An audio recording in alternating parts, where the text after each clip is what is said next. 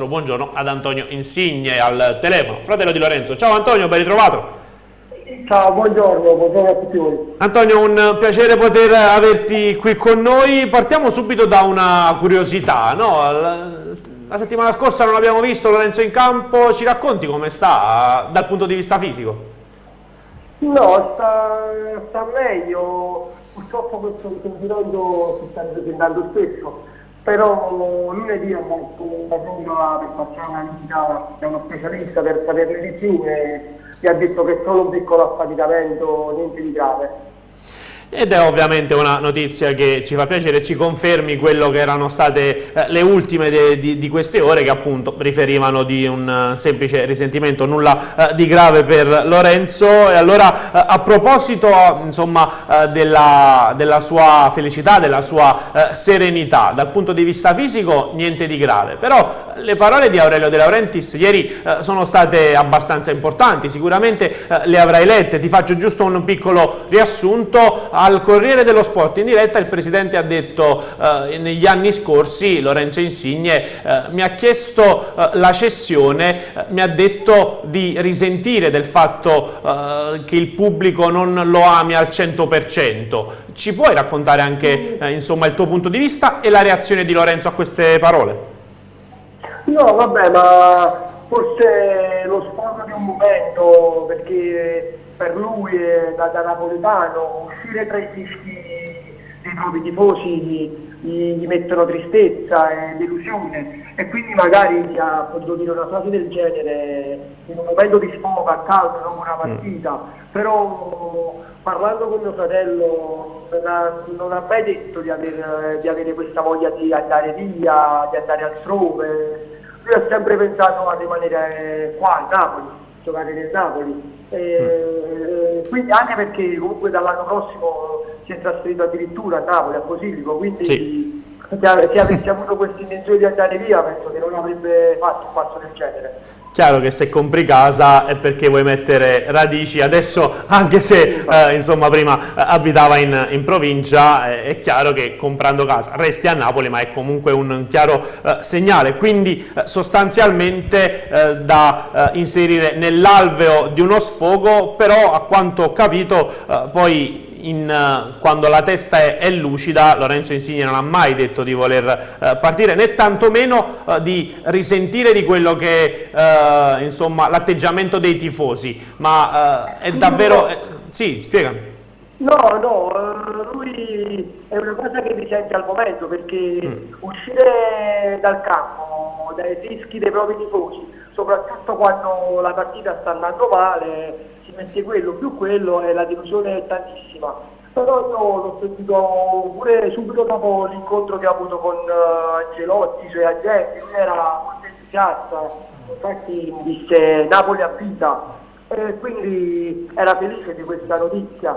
Credo che a volte si montano casi dove non ci sta nemmeno il gioco di parole, è il caso di montarli, perché lui è felice di rimanere qui, ha realizzato il suo sogno, giocare con la maglia del Napoli, passare la fascia di capitano, che a volte leggo tante volte che lui è un peso, non un peso, per lui non è assolutamente un peso, perché lui si sentiva il capitano di questa squadra, un giocatore, un uomo spogliatoio anche prima che indossasse la fascia, quando c'era ancora Marek.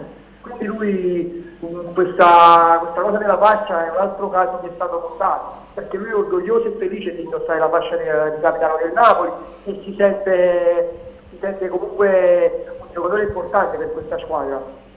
Ecco Antonio, però a questo punto non possiamo negare che ci sono stati degli apprezzamenti da parte di altre squadre per Lorenzo. Capiamo il momento di sconforto, ma Lorenzo secondo te ce l'ha avuta questa voglia, almeno in passato effettivamente, di cercare un'esperienza nuova, visto il peso di queste critiche ricevute qui a Napoli, o l'obiettivo è stato alla fine, nonostante lo sconforto, sempre quello di diventare la bandiera degli azzurri?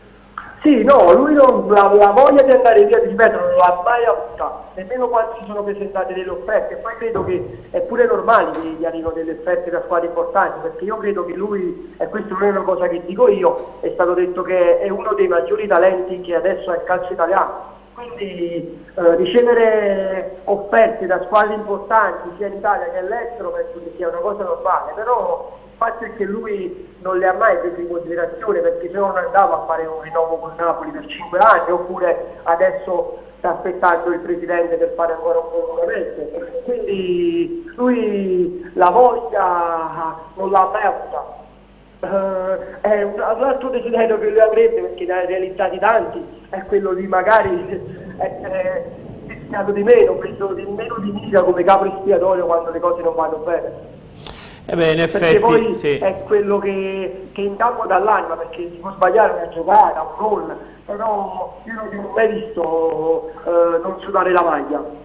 È verissimo, se ci fai caso soltanto una volta, vado a memoria anche grazie a Riccardo che me lo diceva qualche tempo fa, c'è stato solo un profeta in patria a Napoli. Di solito tutti i calciatori napoletani sono sempre stati particolare bersaglio di critiche, mentre invece forse solo l'esempio di Giuliano, no? È quello che ci dà conforto, e quindi ci dice quanto sia difficile per un napoletano provare a, come dire, ad esprimersi anche soltanto esprimersi al livello più alto in questa piazza. Sì, perché i tifosi si aspettano sempre tanto da lui, però lui è un essere umano, quindi può capitare di magari un periodo non di forma come succede a tanti giocatori, una giornata storta, può capitare.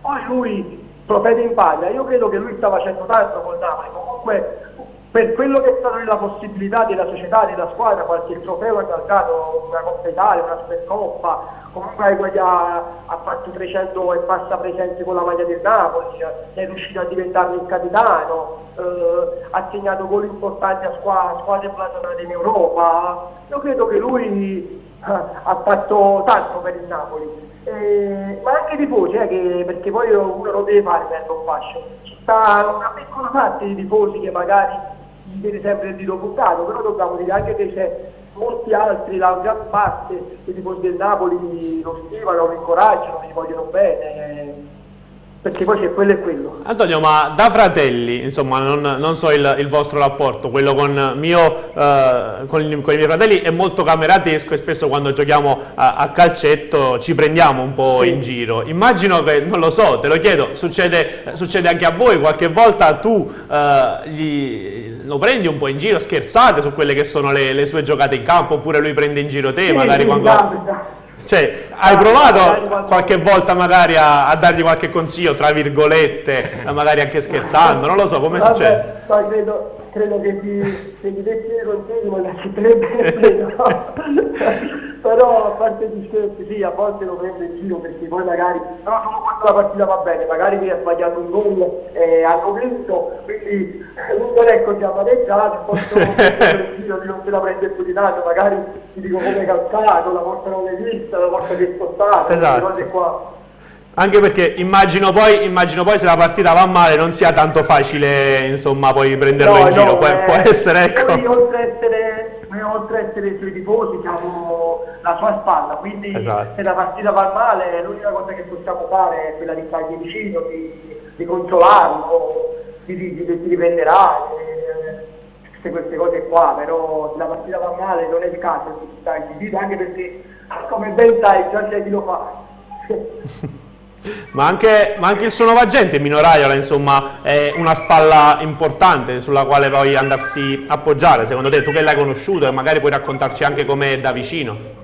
No, io personalmente non gli ho parlato, però lui mi ha parlato, l'ha conosciuto lui, mi ha parlato bene, che è una persona molto alla mano, tranquilla, e che ovviamente deve essere persone, perché un dirigente non è solo quello che fa parlare con la società di contratti, di cifre, di prolungamenti, non è solo quello, ma anche la persona con cui tu, essendo un esperto di calcio, magari ti puoi infuocare su determinate cose. Esatto, ma a proposito, insomma, di quello che sarebbe anche il lavoro di Mino, no? Vale a dire questo famoso discorso legato al prolungamento, si è detto adesso andiamo avanti assieme e andiamo a prolungare quello che è un impegno contrattuale, che non è il rinnovo, quindi non si va a parlare magari di cifre o di ritocchi, ma si va a prolungare, a dare un segnale. Il Napoli e Lorenzo Insigne vanno ancora avanti assieme, quindi prolunghiamo, magari con qualche bonus in più. È quello che risulta anche a te? Beh, queste sono cose che io ho letto, perché io poi sinceramente a mio fratello non vado a parlare di contratti. Su questo non vi si prendete in giro, insomma. No, però lui, ti ripeto, l'unica cosa che mi ha detto era felice perché diciamo che si è chiarito questo malinteso che si era creato tra società, allenatore, giocatore, tifosi. Quindi lui abbiamo parlato di questo e lui era entusiasta perché si era chiarito tutto per il meglio, si era risolto e... Però ci sarà, ecco, cioè al di là dei dettagli questo prolungamento ci sarà, poi Sì, sarà sì, rinnovato. sì, Ok. lui mi ha detto che ci sarà. Ok. Mi ha detto che ci sarà, che la frase precisa che mi disse Napoli a vita. La frase? Precisa che lui mi disse Napoli a vita. Napoli avvisa. Napoli a vita. Ah, a vita, perfetto. Ah, vabbè, quindi insomma meglio ancora, ecco. Sì. Meglio di questo è il titolo praticamente. Esatto. Va bene, Riccardo, se non ci sono altre domande? No, ringrazio Antonio Insigne, sempre gentilissimo con noi qui a nostro. Grazie a voi. Ciao Antonio e buone partite, un abbraccio. Grazie, buona Ciao giornata. Antonio, un saluto ed un ringraziamento al fratello di Lorenzo Insigne, Antonio Insigne.